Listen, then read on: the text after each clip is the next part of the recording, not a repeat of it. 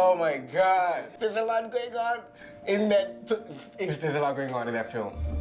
People are wearing masks and air filters to survive.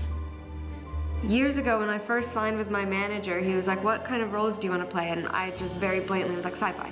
That's it. That's all I want to do. When this came around, I was like, I have to. I need it. It's all I've wanted. There's a little bit of something in it for everyone. It looks good. There's action.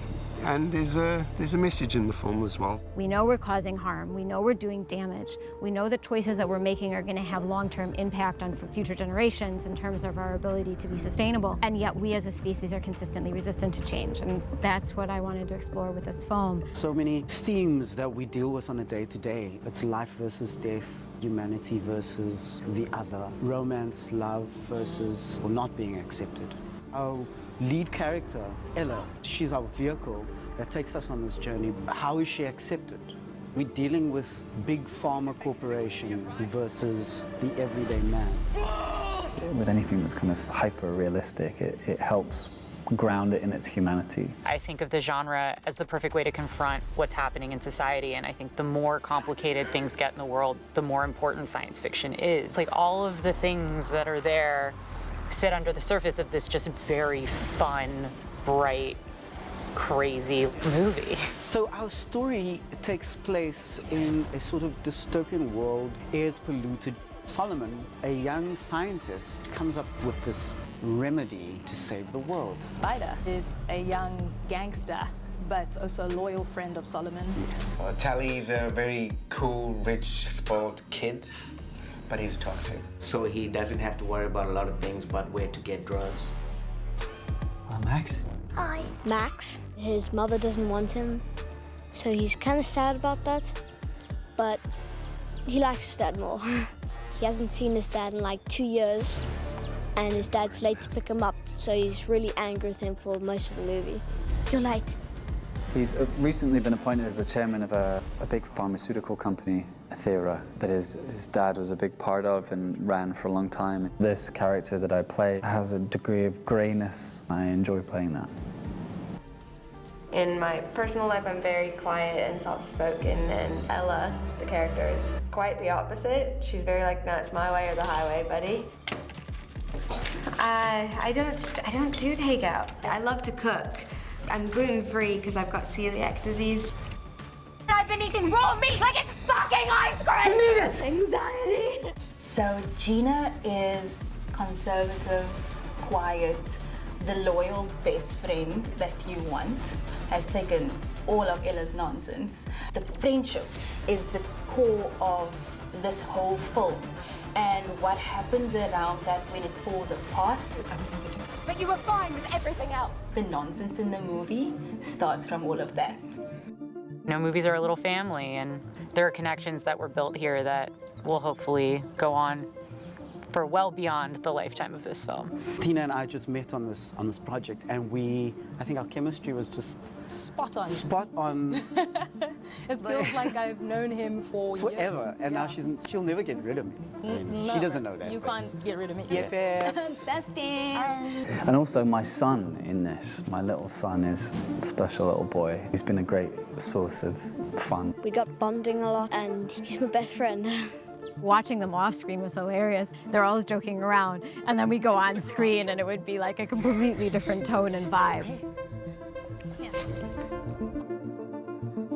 From a technical perspective, the biggest challenge for me is more like, what is this alternate present or future, and what kind of lighting technology would they have in terms of practical fixtures? We've lent towards a bit of a cooler palette, especially with our exteriors, kind of like cold exteriors. The handheld kind of goes hand in hand with bringing naturalism into the space and not get too sort of polished sci-fi. It's a bit more like free-flowing, and the form is a bit more loose and grungy, more rooted in realism.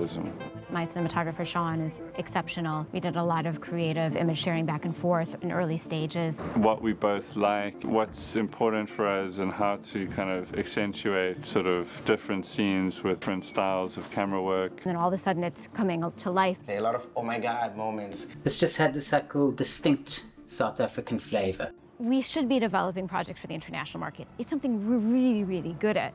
This is groundbreaking for South Africa. We don't do this sort of thing. This is international cast members coming to South Africa. We knew we could make this movie, and we knew we could do it with this budget, and we knew it would exceed expectations. The South African market is incredibly small when you consider the size of the world. Trying to convince and get people behind the project was kind of one of the hardest things. So we needed to attach certain international actors that attracted sales agents, distributors, and financiers, which we were fortunate enough to find Grace, and we managed to secure Daniel. Greg's like my rock. He was at my side every step of the way, as was Allison. Allison came on board the project a bit later, and assisting us with international components of the project was just invaluable. And when I met Kelsey, in my head, all I kept thinking is, God, I hope her script is as good as she is in person. Like, I just prayed, and I think I made it 30 pages in before I called her and was like, let's do this. I love it. Kelsey knows exactly what she wants. You can see the passion coming through in every bit of direction that she gives you. I've never worked on something as technical as this. If you are literally 1 centimeter away from your spot, the whole shot is ruined. You need to imagine things there because it will come with the visual effects afterwards, that things will pop up there. So keeping your imagination going in this movie is so vital. I think wardrobe literally make our characters look so cool. Just putting on one item of clothing instantly just feels like you are transported into that character's life. And I immediately feel the connection. One of the directions Kelsey works with a lot is color, and she finds a lot of symbolism in her color. So our lead, Ella, she started out with oranges and reds, and then she transitioned into whites and turquoises. Someone like Tully, he was always in pink. Like gangster characters, they were all very much more patterned. The characters like O'Connor's and anything to do with the etheric corp, they were also always color blocked. They were plain, very minimalist, sort of more Swedish style fashion, very much more formal, clean lines, high necks. On this job specifically, we've had to really work in collaboration with makeup because of the amount of prosthetics and because of the number of stunts. I have a huge amount of gratitude towards the stunt family in South Africa and what they brought to this movie. We've been going all out. She tackled the guy. I tackled the guy, I threw a gun, like all those things I've never done on set. I got choke slammed and got lifted, hoisted up against the wall. Yeah. It's like when we flipped the van. I haven't ever worked on something with so many stunts before, so every time one of those stunts is done well, it's just kind of like a deep breath intake. Ella, she had to jump off a railing and fly through the air onto stairs. Well, it was really cool to watch because they put her on lines and stuff. The makeup artist is applying prosthetics to my face every single day. I'm being painted on and glued on every single day, so I never have to look in a mirror and like see dots on my face and imagine what I'm going to look like. It's right there with me. The coolest department on this film are the people who build the sets. Kelsey, our director, wanted 2 very specific sets. One was a bathroom scene, and one was what we called the isolation chamber.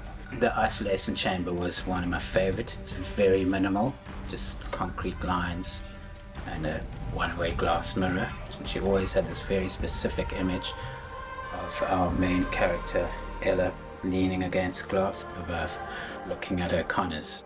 And we got to achieve that. The prosthetics and the time it takes to apply them and the VFX and the stunts. All of those things are usually the makings of a bigger movie, and it's just a testament to the passion that everybody on this crew and everybody who's come to the table brings to it. It's the kindest set of crew and actors I've ever been on in my life.